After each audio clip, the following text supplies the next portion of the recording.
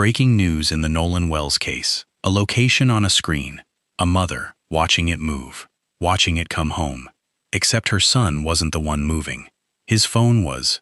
Because one of the most disturbing questions surrounding the 18-year-old's final hours may now come down to one object. His phone. A phone that, according to Nolan's mother, appeared on Life360 to have made it back to land. She was like, hey, okay, the boys were pulling up the location from Snapchat.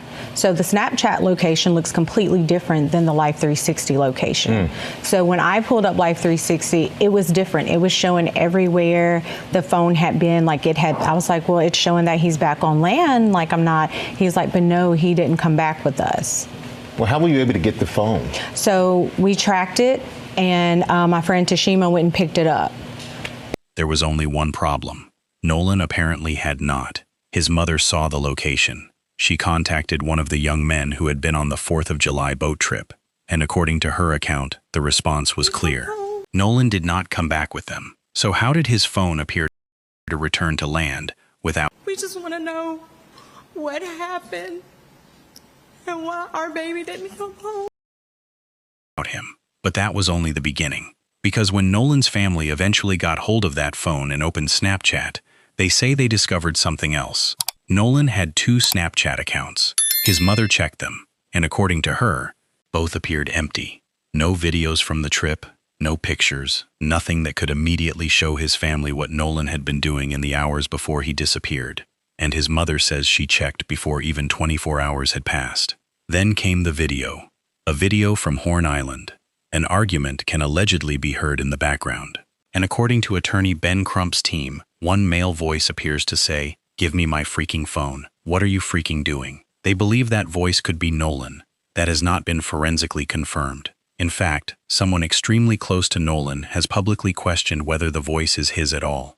But think about the questions now surrounding this case. Nolan disappears. His phone appears to travel back to land. Nolan does not. The phone is reportedly with friends before his family retrieves it. His Snapchat accounts appear empty. And now there is disputed audio from the island involving an argument over a phone. Individually, each detail may have an explanation. But when you place them together, one question becomes impossible to ignore. What exactly happened to Nolan Wells' phone during the final hours of his life? And could the digital trail inside that device finally reveal what happened on Horn Island?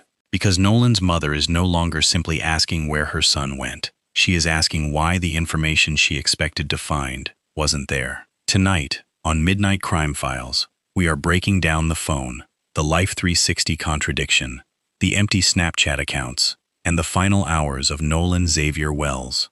And stay with me until the end, because once we put the timeline of Nolan's phone beside what his friends reportedly said happened that day, you will understand exactly why his family is demanding more answers.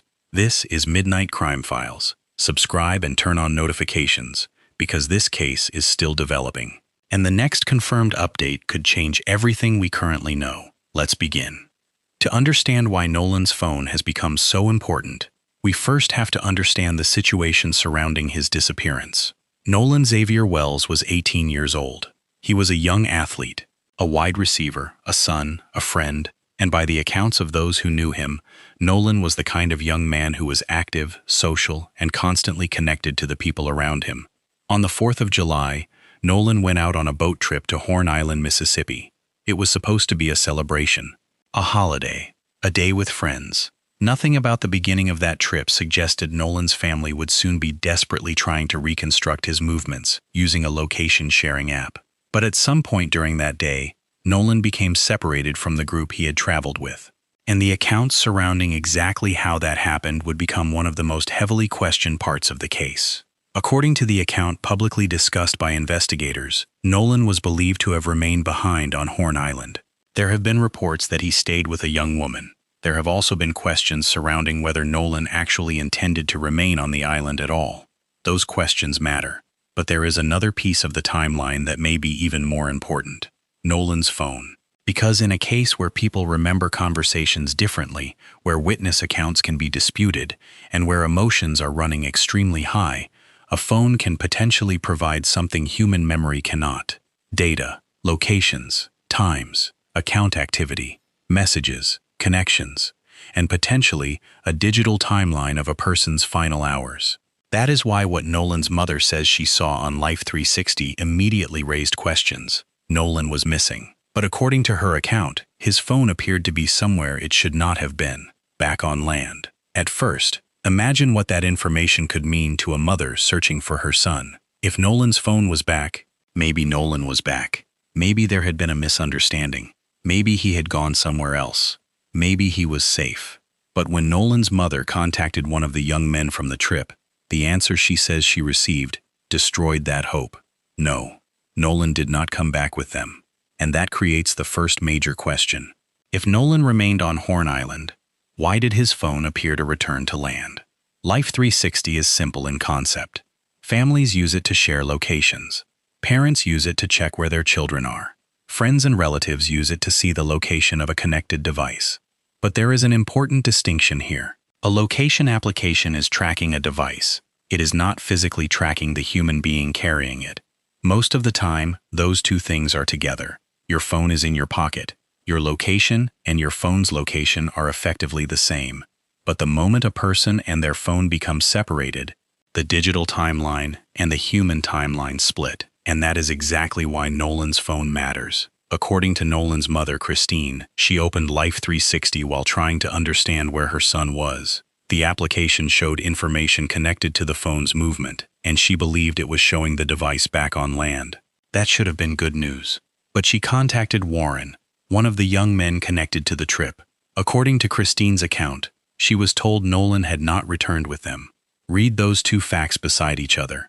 The phone appeared to be back on land. Nolan was reportedly still missing. That does not automatically prove someone committed a crime. It does not prove the Life360 information was interpreted perfectly. Location applications can involve technical limitations. Signal issues can matter. The time at which a location updates can matter. The accuracy of the location can matter. Investigators would need the actual digital records before making a forensic conclusion. But from the perspective of Nolan's mother, the contradiction was immediate. She was not looking at a social media rumor. She was looking at the location-sharing application she used to keep track of her son.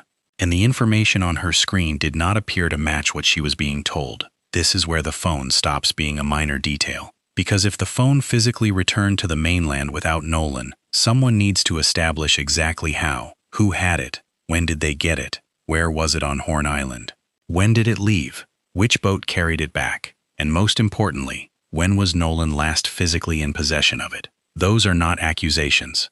They are basic timeline questions. Because Nolan's final known movements and his phone's final known movements may not be the same. And if they are not the same, investigators have to determine the exact point where those two timelines separated. Was the phone accidentally left on a boat? Did Nolan hand it to someone? Did someone pick it up after he left it somewhere? Was the location information delayed or inaccurate? Or did something else happen? Right now, the publicly available information does not give a definitive answer. And that uncertainty is exactly what has kept the phone at the center of the family's questions. But the Life360 location was not the only thing. Because the family eventually got the phone, and what they say they found inside raised an entirely different concern. Think about the first hours of a missing person case. Every minute matters. Investigators want timelines. They want witness statements. They want surveillance footage. They want physical evidence. And in the modern world, one of the most information-rich objects connected to a missing person is their phone. Nolan's phone could potentially contain pieces of his final day. But according to his mother, the phone did not initially come to the family through investigators. The family had to locate it. Christine has publicly said the family retrieved the phone from Nolan's friends. And according to public comments from Sheriff John Ledbetter at that stage of the case, the phone had not yet been turned over to investigators. That order of events has received enormous attention. Nolan is missing. His phone is separated from him. The device appears to have made it back to land. Friends reportedly have the phone. The family retrieves it, and only after that does the question of a deeper forensic examination become a major public issue. Again, none of that automatically establishes wrongdoing. If someone found Nolan's phone, keeping it safe could have been completely innocent. If it was left on the boat, someone may simply have picked it up. But this is why a precise chain of possession matters. A phone is not just a phone in a case like this. It is potential evidence. And investigators need to know everyone who physically possessed it. Not because everyone who touched it is a suspect, but because every person who had access to the device becomes part of its timeline. When was the phone found? Exactly where? Who found it? Who picked it up? Was it unlocked? Was it used? Was it charged? Was it connected to Wi-Fi? Did anyone open an application? Did anyone send a message? Did anyone delete anything? Did the phone automatically sync? Was the device turned off at any point? These questions cannot be answered by staring at the home screen. They require digital forensics. And what Nolan's family says happened next is precisely why that forensic examination matters. Christine opened Snapchat. Nolan reportedly had 2 accounts. She checked the first, then the second. And according to her, there was nothing. For Nolan's family, the empty Snapchat accounts did not make sense. This was an 18-year-old young man. People close to him described him as someone who used Snapchat frequently, someone who documented hangouts, someone active on the platform. So when his mother and aunt reportedly checked his Snapchat accounts, they expected to see something: a video, a photograph, a post from the 4th of July, anything that could show Nolan on Horn Island, anything that could help establish who he was with, what he was doing, his mood, his surroundings, the last moments he chose to record. But according to Christine, both accounts appeared empty, and the timing immediately stood out to her. She has said it had not even been 24 hours since Nolan went missing when she accessed the phone. In her mind, content from that day should have still been visible, but it wasn't. Christine publicly described the discovery as difficult to understand. Her sister reportedly also found it suspicious, and this is where we need to be extremely careful. An empty-looking Snapchat account is not proof that someone deleted evidence. There are several possible explanations. Nolan may not have posted anything publicly that day. Content may not have been saved. Different parts of Snapchat operate differently. Stories, direct snaps, memories, and locally stored content are not all the same thing. Syncing and device access can also affect what a person immediately sees. That is why the correct question is not, who deleted Nolan's Snapchat? There is currently no publicly confirmed forensic finding establishing that someone intentionally wiped his accounts. The correct question is, why did Nolan's Snapchat accounts appear empty to his family, and what do the underlying account records show? That is a question digital forensics may be able to answer, because what appears on a screen is only the surface. Investigators can potentially seek account records. They can examine device activity. They can compare login information. They can look at timestamps. They can determine whether an account was accessed from another device. They may be able to establish whether content existed and was later removed. They may be able to determine when specific actions occurred. And perhaps most importantly, they can compare that activity to Nolan's disappearance timeline.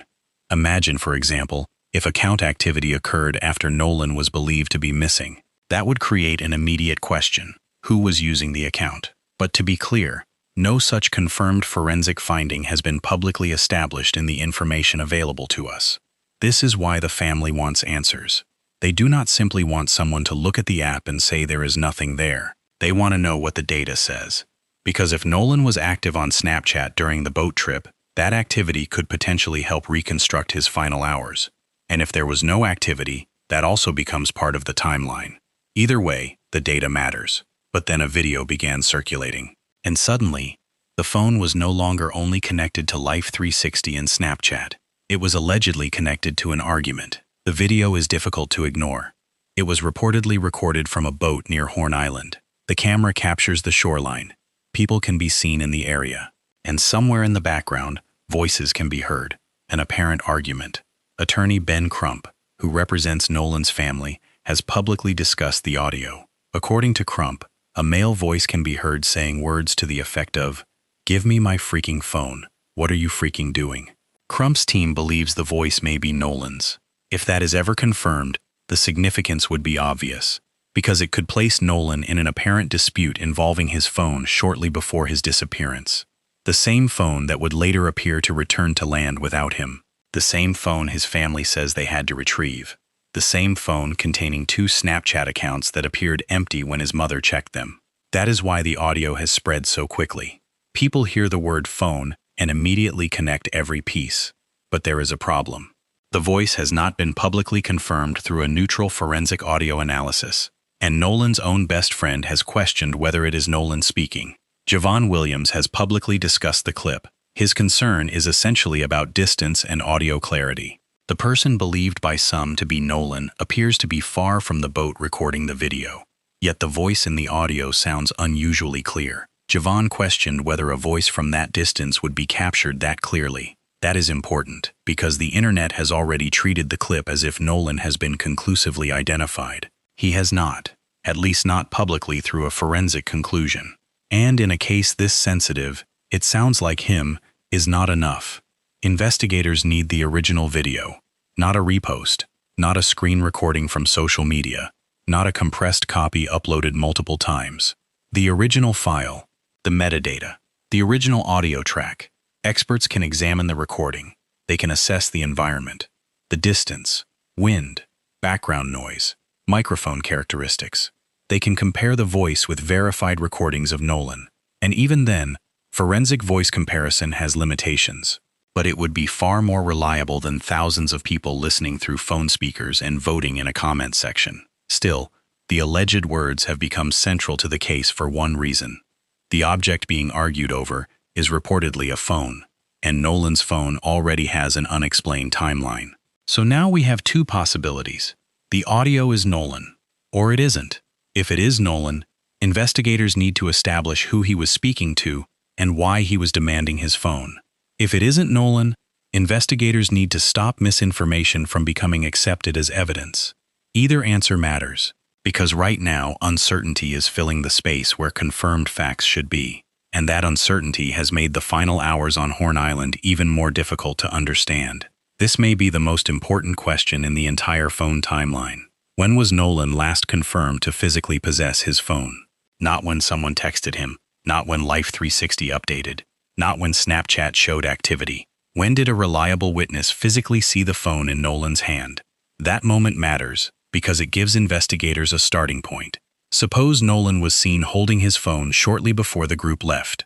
Then the phone later returned with the group. Investigators would need to establish how the device moved from Nolan to the boat. Suppose instead Nolan left the phone on the boat much earlier. Then Life360 showing the phone returning to land could have a simple explanation. The phone came back because it never left the boat when Nolan got off. That is why the exact timeline matters more than speculation. But publicly, the story has become dominated by broad phrases. He stayed behind. They left him. The phone came back. The Snapchat was wiped. Each phrase sounds definitive.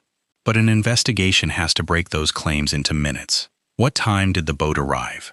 When did Nolan get off? Who was with him? When was the last photograph showing Nolan? When was the last video? When was the last verified Snapchat activity? When did Life360 last record the phone at Horn Island? When did the phone begin moving? What route did the device take? When did it reach land? Who was carrying it? And when did Nolan's mother first call asking where her son was? Put those timestamps on one screen. That is how you begin to see whether the story fits. Because right now, the central contradiction is painfully simple. The device associated with Nolan appears to have completed a journey Nolan did not, and until we know why, the phone remains one of the most important unanswered questions in this case. There is a human side to the Life360 detail that can easily disappear under the technical discussion. Christine was not conducting a criminal investigation when she checked the application. She was a mother looking for her son. She saw his phone's location. For a moment, that information may have represented hope. The phone was back. Maybe Nolan was back. Then she was told he wasn't. Imagine that moment. Your screen is telling you one thing. The person on the other end of the phone is telling you something else. And somewhere between those two versions is your child. Missing. That is why Christine began asking questions. It is why the phone became important to the family before it became a national headline. And it is why the empty Snapchat accounts affected her so deeply. She was looking for Nolan's last digital footprint. A generation ago, a family in this position might search a bedroom, a diary, a notebook. Today, parents open phones. They check messages, locations, photos, social media. They look for the last thing their child said, the last person they contacted, the last image they captured. Christine opened Nolan's phone looking for pieces of her son. Instead, she says she found an absence. And sometimes an absence creates more questions than an answer, because Nolan was known to use Snapchat. So where was the 4th of July? Where were the videos? Where were the pictures? Did Nolan simply not record that day? Was content automatically removed? Was the family looking in the wrong part of the application? Or had something happened to the account activity? The family could not answer those questions by themselves, and they should not have to. That is the purpose of a forensic examination. Nolan's phone may never provide one dramatic video explaining everything. Real investigations rarely work that way. The answer could come from smaller details: a timestamp, a location update, a Bluetooth connection, a Wi-Fi connection, a login, a deleted file reference, a message sent at a specific minute, a call that lasted 12 seconds, a photograph containing metadata. One small digital event can completely change how investigators understand a timeline. For example, investigators could compare Life360 information with other location data. If multiple sources place the device on the mainland, that could strengthen the conclusion that the phone physically returned. If other records show the device remained near Horn Island and Life360 displayed delayed information, the apparent contradiction could weaken. The same principle applies to Snapchat. The question is not simply whether Nolan's mother saw an empty account. Her observation is important because it triggered concern. But the deeper question is what Snapchat's records show. When was Nolan last active? What devices accessed the account? Were there login changes? Were memories saved? Were messages sent? Did any account activity occur after Nolan was separated from the group? Did anyone access his phone while it was in someone else's possession? Those are the questions that could transform suspicion into clarity. And Snapchat has publicly indicated its willingness to work with law enforcement. That matters, because the company may hold information the physical phone alone cannot immediately display. This is why digital evidence has become so central to modern investigations. Deleting something from a screen does not always mean every trace of it disappears. At the same time, an empty screen does not automatically mean someone deleted anything. The forensic process exists to separate those two possibilities, and Nolan's family is waiting for that separation.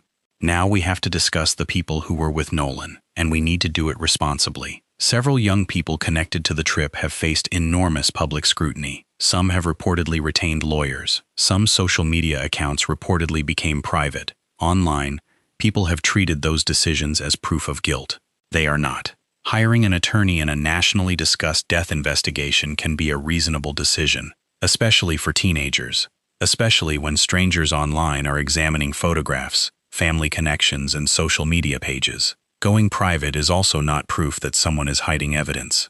But the public reaction is being driven by one thing: the unanswered timeline.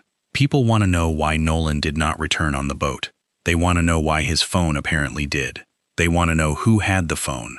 And they want to know why his family says the Snapchat accounts appeared empty. Until those questions are answered with evidence, every silence will be interpreted.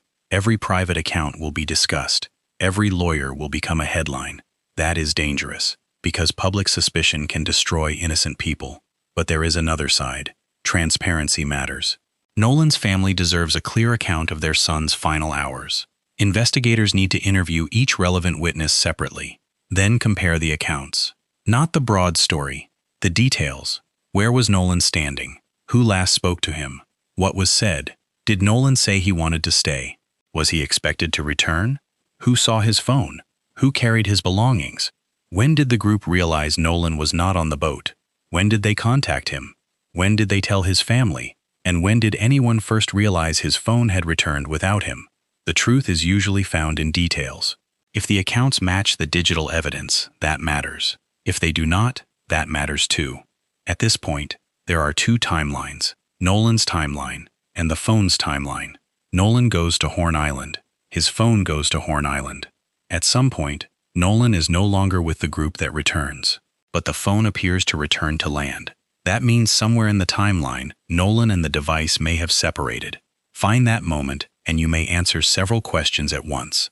This is why the phone should not be treated as a side detail. It could establish whether Nolan expected to return. Think about it. Most teenagers do not willingly leave their phone behind for long. That is not evidence of a crime, but it is relevant behavior. If Nolan planned to remain on Horn Island, did he knowingly stay without his phone? Did he know someone else had it? Did he ask for it back? And this brings us straight back to the disputed audio. Give me my freaking phone. If that voice is Nolan's, suddenly the timeline takes on a different shape. It could suggest Nolan was aware someone else had his device. It could suggest he wanted it returned. But we cannot build a conclusion on an unconfirmed voice. That is exactly why forensic analysis is so important. Because if experts determine the voice is not Nolan, one of the internet's biggest theories loses its foundation. If experts determine there is strong support for the voice being Nolan, investigators would need to identify the context of that argument immediately. Who was he speaking to? When was the recording made? How long before the boat left? Was Nolan's phone later found on that boat? Those answers could connect the audio to the Life360 movement, or they could show the two events have nothing to do with each other. Right now, both possibilities remain open. The Snapchat question is not important because social media is dramatic. It is important because of timing. The 4th of July trip was the final day Nolan was seen alive. If he documented that day, those images could provide visual evidence. Who was near him? Which boat was he on? What time was a video recorded? What clothes were people wearing? What was the weather like? Was Nolan visibly injured? Was he drinking? Was he in distress? Did he appear relaxed? Was there tension? A 10-second video can contain details the person recording never noticed. That is why Nolan's family wanted to see his content. They were not looking for gossip. They were trying to reconstruct his final hours. According to Christine, there was nothing there. And because Nolan was reportedly an active Snapchat user, the absence felt unusual to his family. But unusual does not mean criminal. That distinction is critical.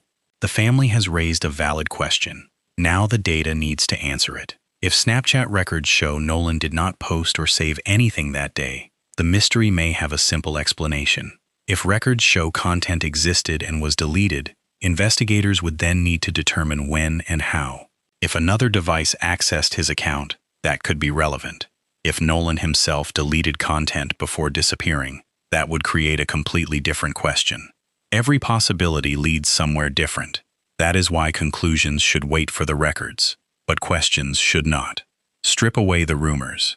Strip away the viral posts. Strip away the accusations. We are left with an 18-year-old who went to Horn Island and did not come home. His body was recovered 2 days later. His cause and manner of death were still awaiting the full answers discussed in the reporting surrounding this transcript.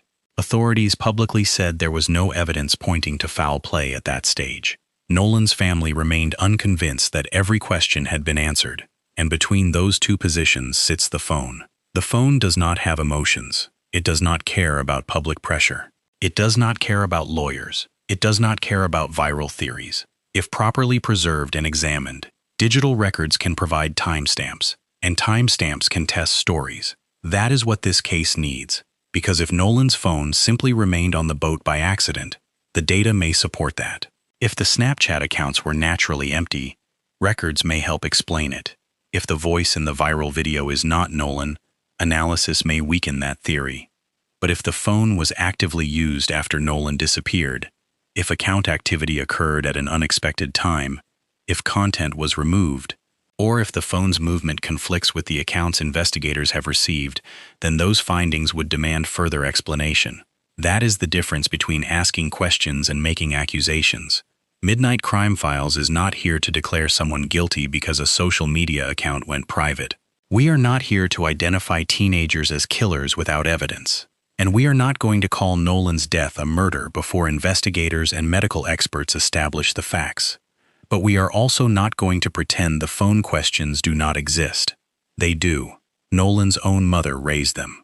The family's attorney has raised them. The Life360 location has been publicly discussed. The Snapchat accounts have been publicly discussed. The disputed audio has been publicly discussed. And until the underlying data is fully examined and the results are made clear, those questions will remain. So let's put everything in order. Nolan Wells goes to Horn Island for the 4th of July. At some point, he becomes separated from the group he traveled with. His mother later checks Life360. According to her, Nolan's phone appears to be back on land. She contacts someone from the trip. Nolan did not return with them. The phone did. Nolan's family retrieves the device. His mother and aunt check Snapchat. Two accounts. According to Christine, both appear empty. This happens, she says, before 24 hours have passed. Then a video circulates. An apparent argument can be heard. A voice reportedly demands a phone back. Ben Crump's team believes the voice may be Nolan. Nolan's best friend questions that interpretation. The voice remains publicly unconfirmed through forensic analysis. Nolan is later found dead, and his family is left trying to understand how a holiday boat trip ended with their son's body recovered from the water, while the phone connected to his final hours had already made it back. That is the question. Not whether the internet can solve this case, not whether a viral theory sounds convincing. The question is whether Nolan's digital timeline matches the human story being told about his final day. Because if it does, the phone may help eliminate some of the darkest speculation surrounding this case. But if it doesn't, investigators will need to explain why. There is one detail I keep coming back to. Nolan's mother was searching for her son. She checked Life360, and the phone appeared to be back on land. For one moment, that location could have meant Nolan was safe. But Nolan wasn't with the phone. He wasn't back. And eventually, his family would receive the news no parent should ever receive. Nolan was dead. He was 18 years old. He was about to turn 19, a young athlete with a future that should have extended far beyond Horn Island. And now his family is left examining locations, Snapchat accounts, videos, and timelines because they are trying to answer one devastating question. What happened to Nolan? Maybe the phone will ultimately reveal a simple series of events. Maybe the Life360 location has a technical explanation. Maybe Nolan accidentally left his phone behind. Maybe there was nothing saved to Snapchat. Maybe the disputed voice in the video belongs to someone else entirely. Those possibilities have to remain on the table. But so does the family's question. Because a phone associated with a missing teenager appeared to return to land. The teenager did not. And when his mother opened the device looking for his final moments, she says the Snapchat accounts appeared empty. That is not proof of murder. It is not proof of a cover-up. But it is a question investigators can potentially answer with data. Who had Nolan's phone? When did they have it? When was it last used? Where did it travel? What happened to his Snapchat activity? And did Nolan ever ask someone to give his phone back? Until those questions are answered, the phone remains more than one of Nolan's belongings. It remains a digital witness to a day Nolan can no longer describe himself. And somewhere inside its records may be the missing piece his family has been searching for. Because Nolan Wells did not come home from Horn Island, but his phone apparently did. The question now is, what does that phone know about his final hours? If you want continued fact-based updates on the Nolan Wells investigation, subscribe to Midnight Crime Files and turn on notifications. We will continue following the forensic findings, the phone evidence, the autopsy developments, and every confirmed update in this case. And I want to hear from you. Without accusing anyone, what do you believe investigators need to establish first? The Life360 movement? Who physically had Nolan's phone? The Snapchat account records? Or the identity of the voice in that viral video? Leave your thoughts in the comments, because in this case, one small digital timestamp could change the entire timeline. This is Midnight Crime Files. And until the facts answer the questions, we keep following the evidence.